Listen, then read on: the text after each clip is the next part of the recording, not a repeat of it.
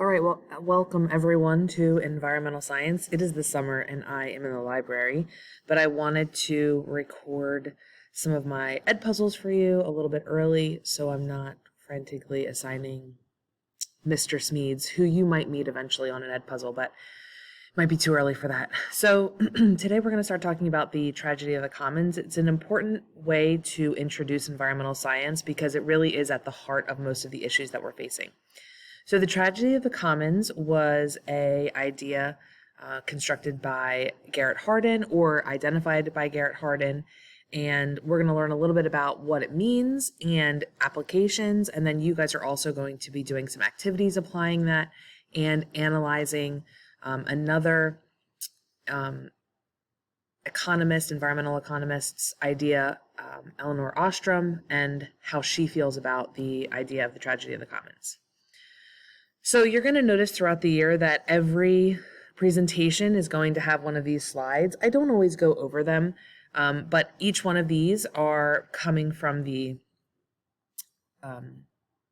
curriculum from AP, and it gives you the objective. So this objective is to explain the concept of the tragedy of the commons.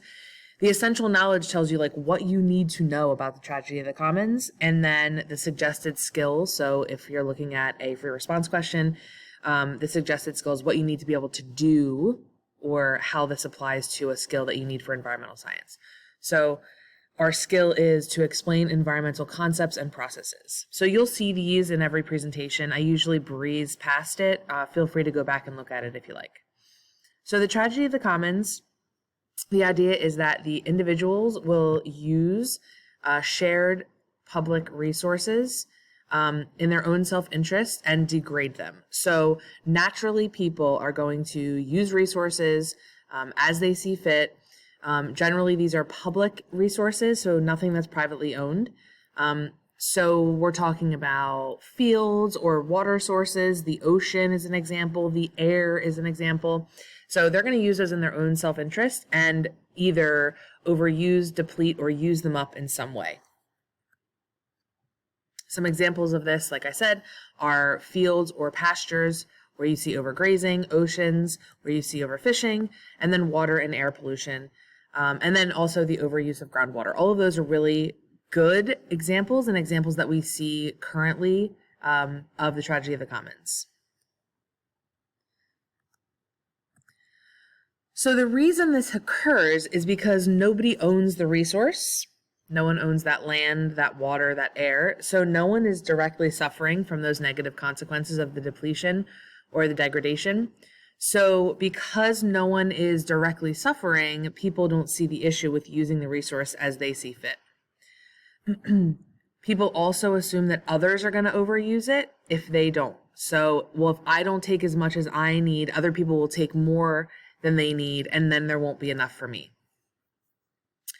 So if you think about this, and this little comic is a good example, we talk about it when we talk about oil. We talk about it when we talk about coal resources, especially with fossil fuels, especially because we are running out of them. People are worried about other countries, other entities taking advantage and taking more than they need, and then we would be dependent on that. There's also no penalty for overusing public resources most of the time. So, especially in countries that don't have any environmental policies, that's a big issue. So the problem with these types of actions is that overfishing can lead to a fishery collapse, or what we call population loss, population crash, which means it will eventually lead to the loss of income for some individuals and perhaps starvation for individuals who rely on fish as a main source of their food resource. This graph is showing you the cod population in the east coast of Newfoundland, and so this was a major issue in the 80s and 90s, and the individuals fishing were overfishing to such a point that the population actually crashed, and you can see in 1992 there were no cod left in that fishery. This is the Georgia Spank fishery. We also see air pollution from coal power can lead to health issues like bronchitis, asthma, and that's going to lead to increased healthcare. So while it might not seem like a big deal, we have modern medicine, but that's going to increase healthcare for individuals who are exposed to those types of pollution issues. And then pesticide runoff from farms can contaminate drinking water. That affects natural populations as well as human populations, and natural populations being affected can also directly impact humans. This addresses an issue that we call externalities. Externalities are the negative costs that are associated when human actions aren't accounted for in the price. So they're unintended consequences, unintended side effects, but we don't pay for that when we purchase that resource. So for example, when we're buying coal to fuel a power plant, or we're paying for our energy that comes from a coal-fired power plant, we are not directly impacted by those healthcare costs. And so those are external costs that we don't ever pay for. We're not charged for the healthcare of the people that live near the coal power plant.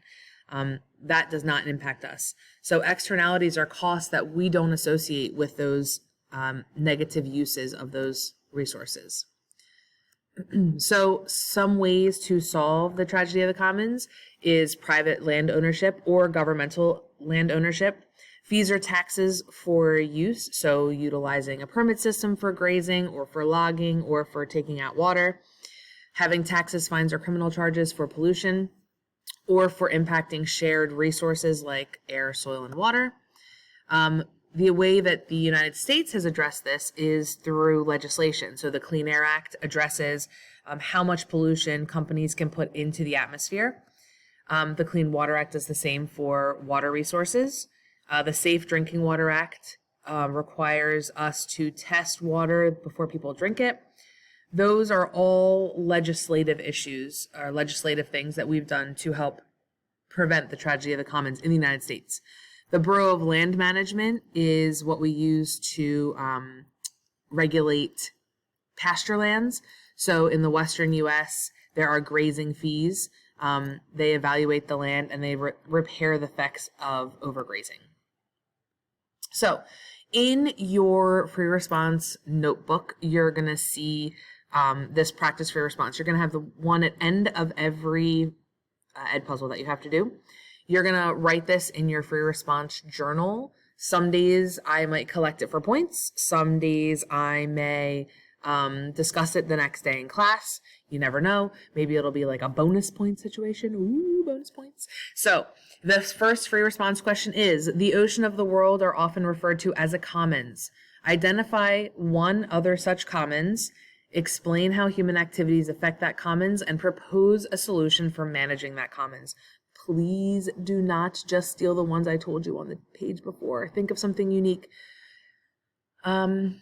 And if you're not sure, this first one, we'll discuss these. So at the beginning, you'll get to see, maybe I'll collect it, but you'll see in your free response notebook, there's an opportunity for you to add your corrections that you would as we go over it in class. All right, everybody, have a great day, and I hope this is a great start to a new year. Brecht out.